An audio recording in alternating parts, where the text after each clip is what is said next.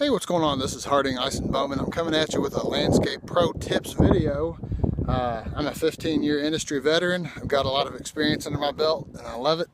And I've got a tip for you today. I've got 2 reasons why you should berm your beds around the foundation of your house. So everybody's got these foundation beds. What I mean is it's the bed there that touches the foundation of the house. So, got my foundation beds here. And as you can see, I've come in and I've added topsoil to bring the height of the beds up. So you can see that it's quite a bit higher than the surface of the turf here. A lot higher. So I'd say maybe 8 to 10 inches. So mine maybe is a little bit extreme, and the height that I chose to berm mine up, that's B-E-R-M, berm. That's the term for a mounded bed that's higher than the rest of the surface around it.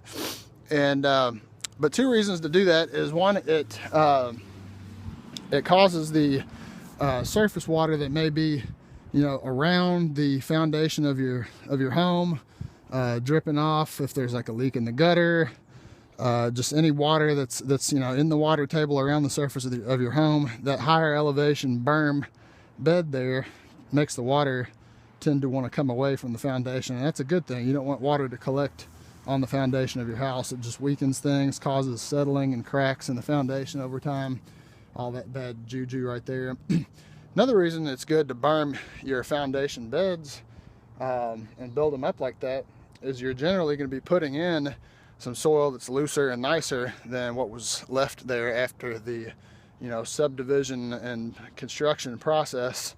Generally what's done these days is the land is sort of like terraformed with bulldozers and whatnot. They've scraped off the topsoil and they've formed the terrain to how they want it to be for that foundation, for that building. And there's no topsoil left. You might be finding bricks and nails and glass and stuff when you dig in your beds. So if you come along and you add some topsoil like that, you've got something that's nice to work in, and it kind of accelerates what would take years and years of amending the soil and adding and mulching and stuff. Then the soil eventually gets nice and loose, and you've worked in it so many years and planted in it and stuff.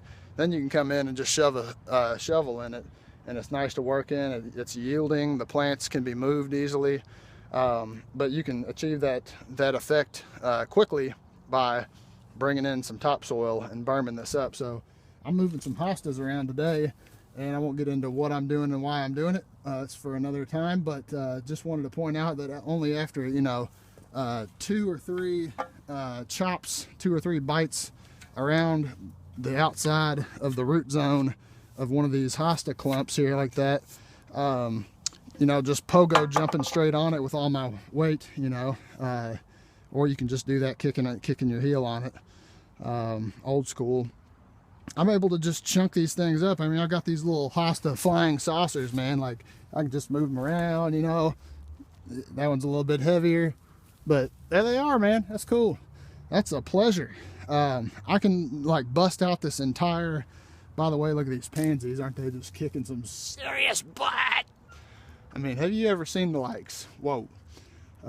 Those have been in there overwintering, but you didn't know pansies could do that. You plant them in the fall, fertilize the crap out of them, let them root in, and then they really start kicking butt in the spring. A little pansy tip there for you.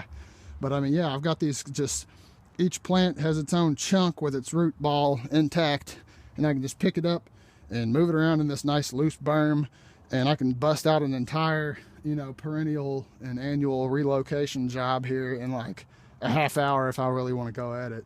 Normally that would take maybe half a day. It depends on what you're running into when you stick your shovel in the ground. So 2 reasons to berm your foundation plantings. Actually, bonus reason number 3 is that it really makes your plantings pop. You can see it better from the curb appeal out at the roadside, and it just kind of makes things stand up and talk to you when you walk by. Yellow.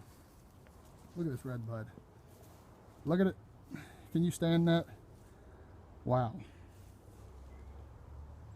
Pansies at the mailbox here. I'll have something climbing up there in a couple weeks here. It's going to be great. All right. This has been Ison-Bowman, another landscape pro tips video. Submit an email, hardingib@gmail.com, on a topic that you'd like to see. I'll make one just for you. Peace.